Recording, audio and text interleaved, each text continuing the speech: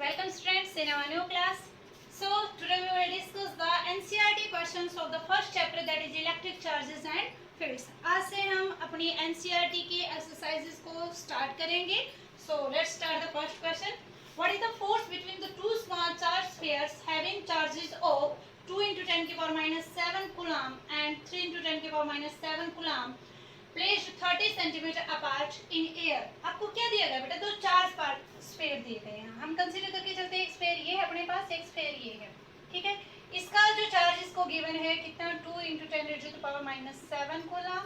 और इसका चार्ज आपको दिया गया है कितना? 3 into 10 to the power minus 7 coulomb.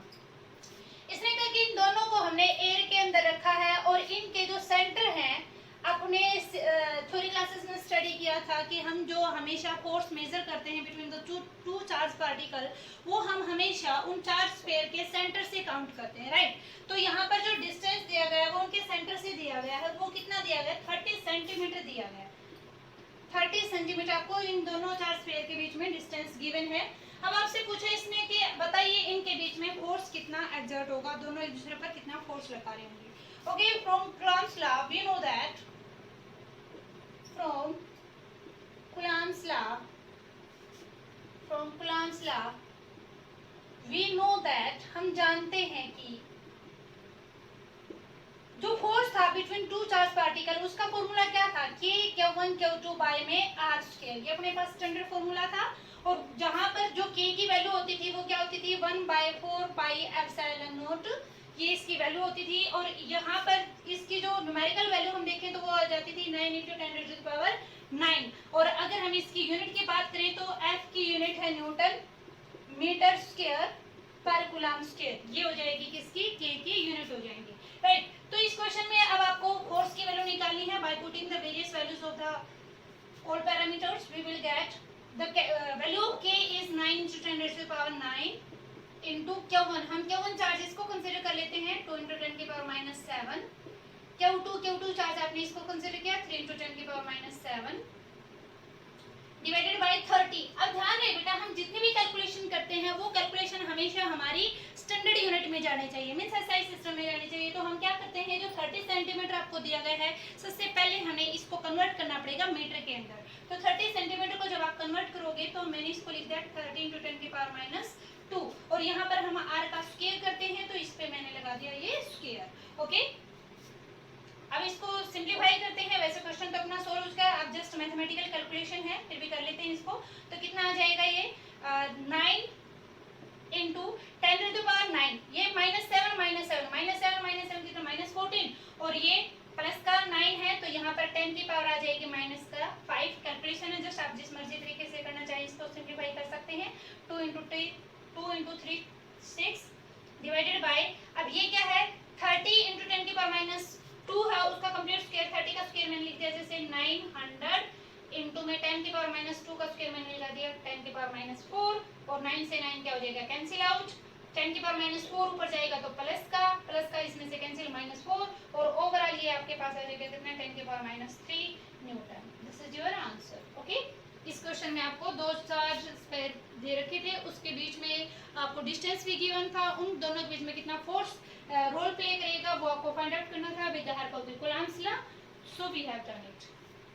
Moving to the next question, that is the electrostatic force on a small sphere of charge 0.4 microcoulomb due to the another small sphere of charge minus 0.8 microcoulomb in air is 2 Newton.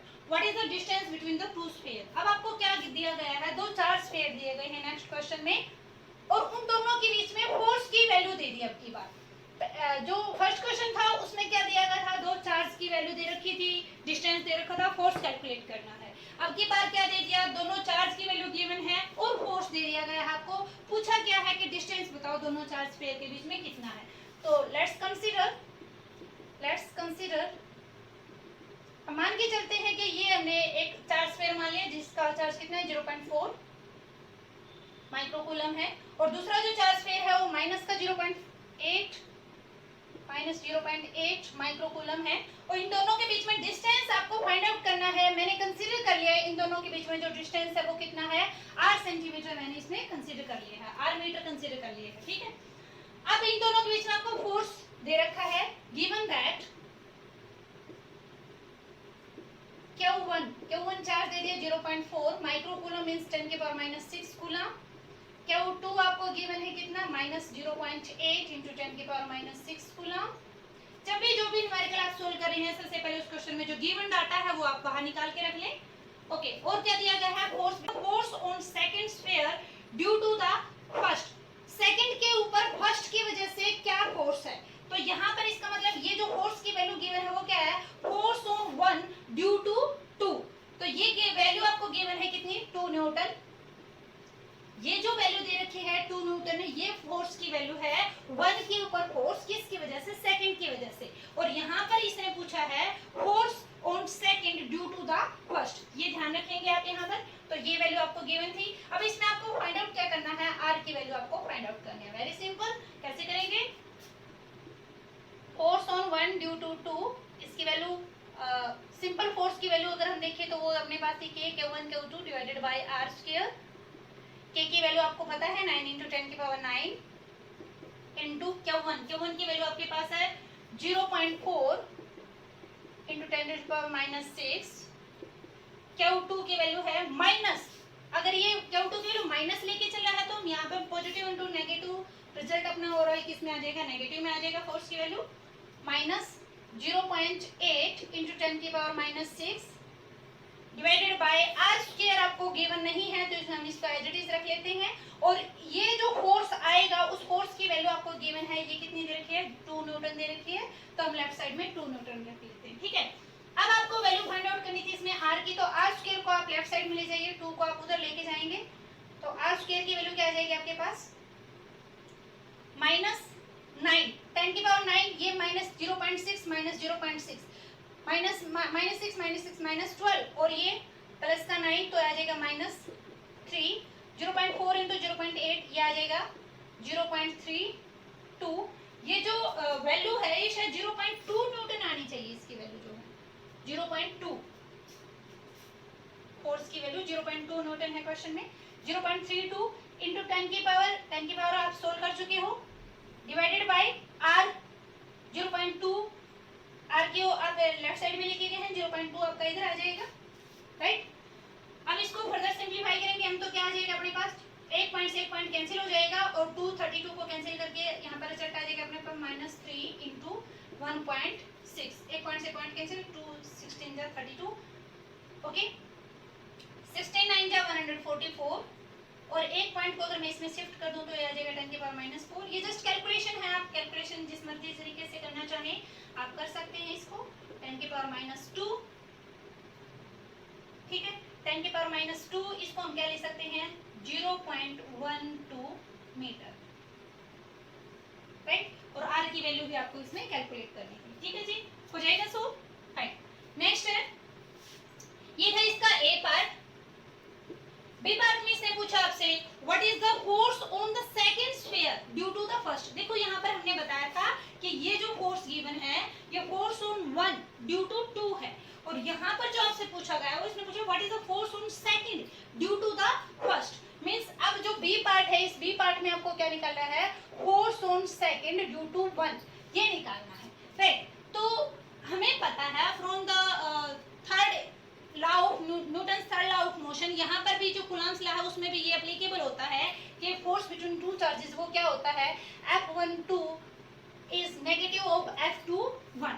तो यहाँ पर F12 की value अगर 2 Newton है, F12 की value कितनी है 2 Newton है, तो F21 की वैल्यू क्या आ जाएगी इसका नेगेटिव टाइम्स मींस ये 0.2 न्यूटन था ना यहाँ पर minus 0.2 Newton, equal and opposite force एक दूसरे पर ये अप्लाई कर। ये जो कांस्टेंट हमने यूज किए हैं कूलम्ब्स लॉ के अंदर ये कांस्टेंट अपने यूज होते हैं। और नेक्स्ट जो दिख रहे हैं G M E M P ये पैरामीटर्स हम यूज करते हैं ग्रेविटेशनल लॉ में।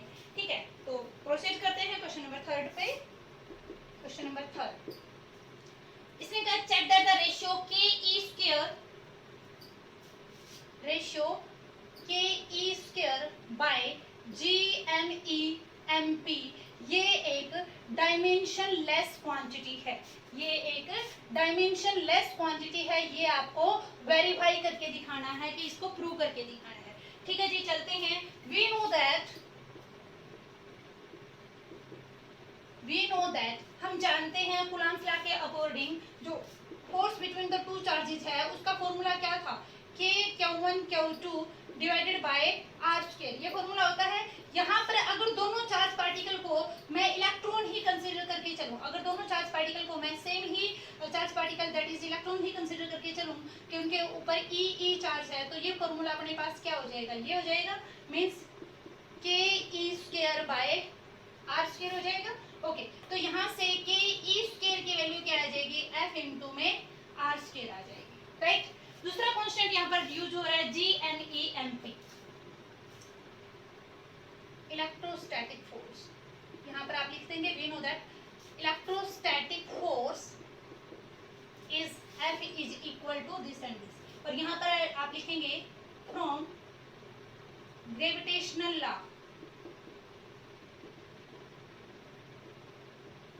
Force between the two mass is, वो क्या था, G m1 m2 by G m1 m2 by R square, ये तो था अपने पास। इसने यहाँ पर स्पेशल वैसे इलेक्ट्रॉन और प्रोटॉन यहाँ पर मास स्फीयर दिए हैं, तो हम इनको रिप्लेस कर लेते हैं N E M P by R square, ठीक है। तो G N E M P, ये जो आर स्क्वायर है इधर डिवाइड में दिख रहा है, इस साइड जाके क्या हो जाएगा मल्टीप्लाई में, और एफ आर स्क्वायर इसकी वैल्यू क्या आ जाएगी, या फिर G M E M P, G M E M P, ये वैल्यू किसकी इक्वल आ जाएगी, एफ आर स्क्वायर। ये आर स्क्वायर जो डिवाइड में ही साइड जाके मल्टीप्लाई हो गया, और G M E M P की वैल्यू क्या आ गई अपने पास, एफ आर स्क्वायर, ठीक है। अब जो एफ आर स्क्वायर है, एफ आर स्क्वायर का डायमेंशनल फॉर्मूले की अगर हम बात करें तो वो क्या हो जाएगी, एफ का फोर्स का जो डायमेंशन फॉर्मूला वो आपको अच्छे से याद है, m1 l1 t माइनस 2, ठीक है। आर का क्या हो जाएगा l2, तो ओवरऑल अपने पास रिजल्ट क्या आ गया, ये m1 l3 t माइनस 2 आ गया एफ आर स्क्वायर का डायमेंशन फॉर्मूला, ठीक है। अब ये जो अपने पास गिवन रेशियो थी बेटा, उसमें ऊपर के ई स्क्वायर है, के ई स्क्वायर की वैल्यू अपने पास आ रही है एफ आर स्क्वायर, नीचे है G M E into M P, G M E M P की वैल्यू भी कितनी आ रही है, एफ आर स्क्वायर, मीन्स ऊपर भी ये वैल्यू है डिवाइडेड बाई भी सेम वैल्यू से करोगे तो ये वैल्यू, ये जो ओवरऑल रेशियो है ये क्या आ जाएगी, एक डायमेंशन लेस आ जाएगी, एक दूसरे से वो जो यूनिट है वो क्या कर देंगे, एक दूसरे को वो कैंसिल आउट कर देंगे, means K E square by G M E M P, K E square की वैल्यू क्या है, F R square, F R square का डायमेंशन फॉर्मूला क्या है, m1 l3 t माइनस 2, और G M E M P भी किसके equal है, G M E M P F R square के, और एफ आर स्क्वायर का डायमेंशन फॉर्मूला क्या है, m1 l3 t माइनस 2, तो ये एक दूसरे से कैंसिल आउट होकर रिजल्ट अपना कितना आ जाएगा, m0 l0 t0, और डायमेंशन लेस ये क्वांटिटी आपको प्रूव करनी थी और वो हो चुकी है, राइट। नेक्स्ट है, इस क्वेश्चन का एक पार्ट और रहता है, इसने पूछा what does the ratio signify, ये जो रेशियो है, ये जो आपके पास रिजल्ट आएगा इन दोनों की रेशियो से, वो क्या सिग्निफाई करेगा, उसका मीनिंग क्या होगा। इससे पहले इसने कहा है look up at table of the physical constant and determine the value of this ratio, means ये जो रेशियो है, सबसे पहले तो आपने इस रेशियो को डायमेंशन लेस क्वांटिटी प्रूव करना था, वो हम कर चुके हैं। अब इसने कहा कि इस रेशियो की जो वैल्यू है, वेरियस पैरामीटर्स, वेरियस कांस्टेंट जो फिजिकल कांस्टेंट हमने यहाँ पर यूज किए हैं, उन सभी फिजिकल कांस्टेंट की वैल्यू पुट करने के बाद उस रेशियो का जो रिजल्ट आता है वो वैल्यू भी आपको फाइंड आउट करके दिखानी है। तो पहले हम क्या करते हैं, इसकी वैल्यू को फाइंड आउट करते हैं।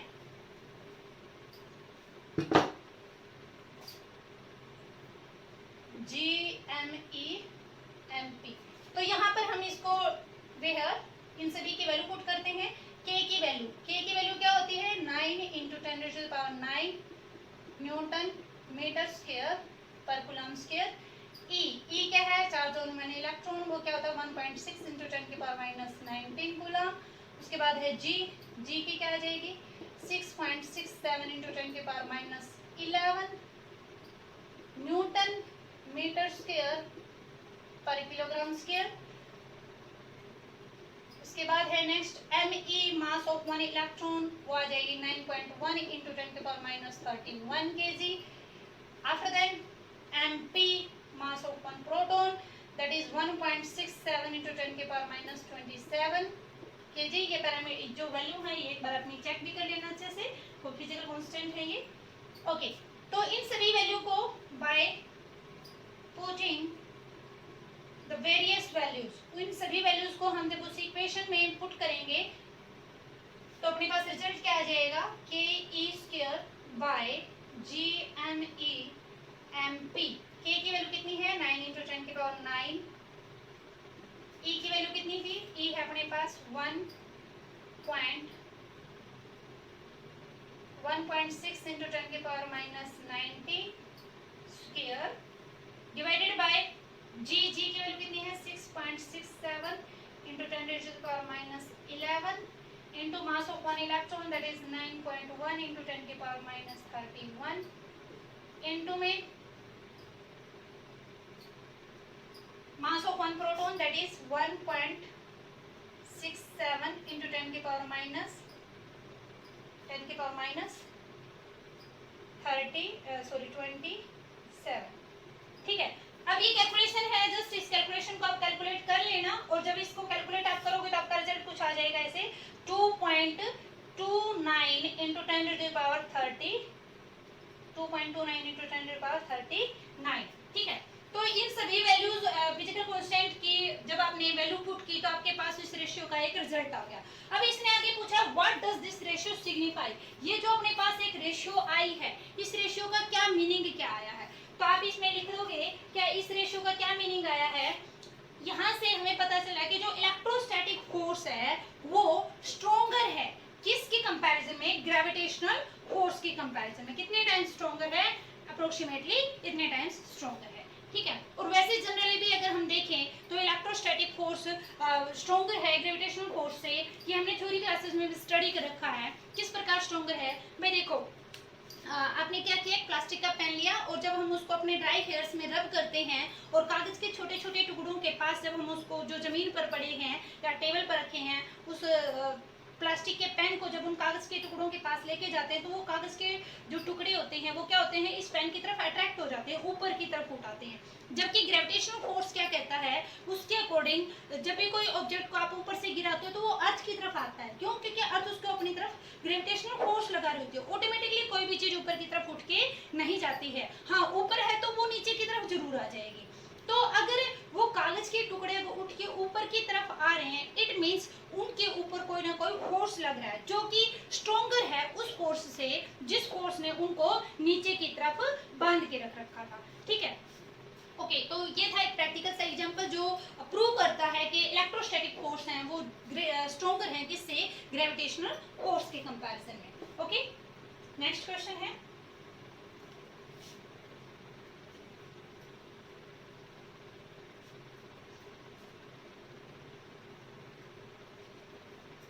हाँ नेक्स्ट क्वेश्चन है, explain the meaning of statement electric charge of a body is quantized. इसने कहा कि ये हमने थ्योरी क्लासेस में स्टडी किया, वैसे इसने कहा कि इस बात का इस स्टेटमेंट को एक्सप्लेन करो कि electric charge of a body is quantized, किसी बॉडी के ऊपर जो चार्ज होगा वो क्वांटाइज्ड है, इस मीनिंग को क्लियर कीजिए। भाई देखो सीधी सी बात है, हमें पता है कि अगर किसी बॉडी के ऊपर चार्ज आता है वो किस वजह से आएगा, किसी बॉडी के ऊपर अगर चार्ज आता है तो वो किस वजह से आता है, ट्रांसफर ऑफ इलेक्ट्रॉन की वजह से आता है। या तो उसमें से इलेक्ट्रॉन जाएगा या तो इलेक्ट्रॉन उसके ऊपर आएगा, क्योंकि चार्ज की जो स्मॉलेस्ट यूनिट हम कंसीडर करके चलते हैं वो किसको करके चलते हैं, एक इलेक्ट्रॉन को लेके चलते हैं।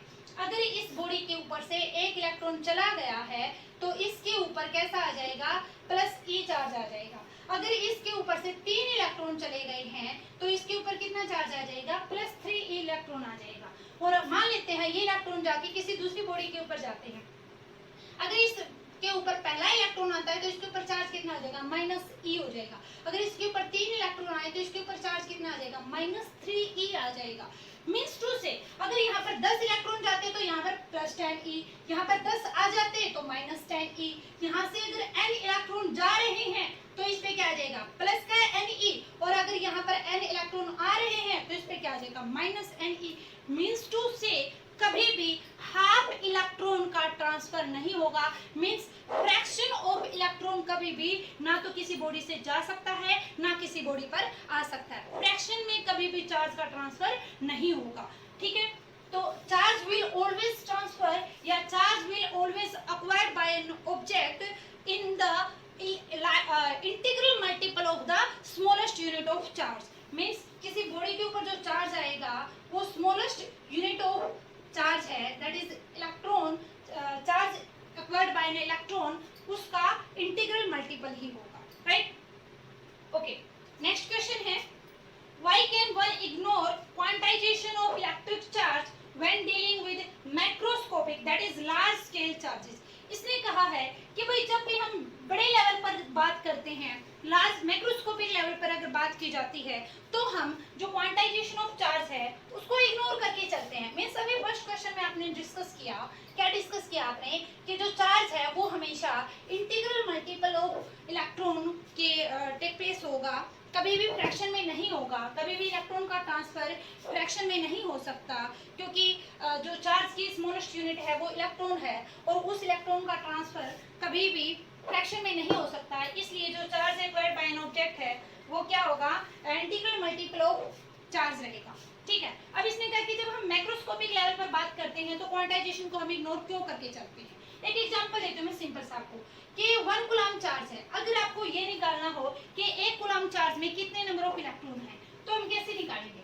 1 कूलम क्या होता है, Ne होता है, तो 1 coulomb equal to Ne, n आपको पता नहीं, E आपको पता है कितना, 1.6 इंटू 10 की पावर माइनस 19, ठीक है। अब 1 डिवाइडेड बाय ये जो क्वांटिटी है इस साइड जाके क्या हो जाएगी, डिवाइड में 1.6 इंटू 10 की power minus 19 equal to n। इसको जब आप सिंप्लीफाई करोगे तो आपके पास क्या आ जाएगा, 6.25 इंटू 10 की पावर 18 इलेक्ट्रॉन। इसके आसपास क्या आएगा, 1 कूलम चार्ज के अंदर इलेक्ट्रॉन आएंगे। 1 कूलम चार्ज के अंदर अप्रोक्सीमेटली इतने नंबर ऑफ इलेक्ट्रॉन होते हैं, ठीक है। अब यहाँ से आपको क्या पता चला भाई, एक इलेक्ट्रॉन एक कूलम चार्ज के अंदर कितने इलेक्ट्रॉन आए, 6.25। मींस यहाँ पर 0.25 फ्रैक्शन वाली बात आ गई, लेकिन अभी फर्स्ट क्वेश्चन में तो इसने बात कही थी कि फ्रैक्शन में नहीं हो सकता। तो ये बात ये है कि जब भी हम बड़े लेवल पर बात करते हैं तो जो स्मॉलेस्ट है फ्रैक्शंस हैं, बिल्कुल इतनी बड़ी क्वांटिटी के कंपैरिजन में, जैसे 10 की पावर 18 के कंपैरिजन में 1.6 इलेक्ट्रॉन के ऊपर चार्ज कितना होता है, 1.6 इंटू 10 की पावर माइनस 19। इस लार्ज क्वांटिटी की कंपैरिजन में ये तो 10 की पावर प्लस 18 है और ये 10 की पावर माइनस 18 है, तो इतनी लार्ज क्वांटिटी के कंपैरिजन में ये एक बहुत छोटा सा चार्ज काउंट किया जाएगा। तो उस टाइम पर हम इसको इग्नोर करके चलेंगे। जैसे अगर हम समुद्र में से 1 बाल्टी पानी निकाल लें या डाल दें तो उसके लेवल पर कोई फर्क नहीं पड़ता। अगर आप क्या करते हो, कहाँ जाते हो, कोई आपने कार खरीदनी है, ठीक है, और वो कार हम मान के चलते हैं कितने की है, 5-6 करोड़ की है। अगर वो कार आप खरीद रहे हो, कोई बहुत ही ज्यादा लग्जरियस और कॉस्टली कार है, अगर आप उसको खरीद रहे हो वो 5-6 करोड़ की है, तो 5-6 करोड़ की जब कार आप परचेज कर रहे हो तो क्या आप ये कहोगे ना भाई इसमें से 5 रुपए तो कम ही करते।